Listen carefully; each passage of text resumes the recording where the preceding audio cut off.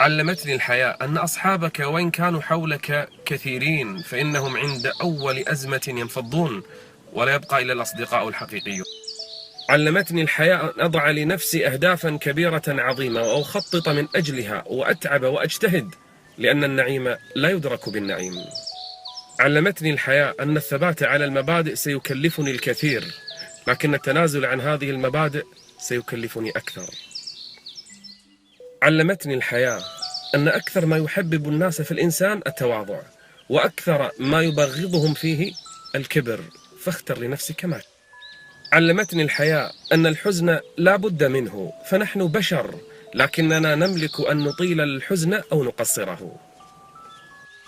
علمتني الحياة أن العمل الذي لا يراد به وجه الله وليس خالصا لله لا بركة فيه ولا أثر منه. علمتني الحياة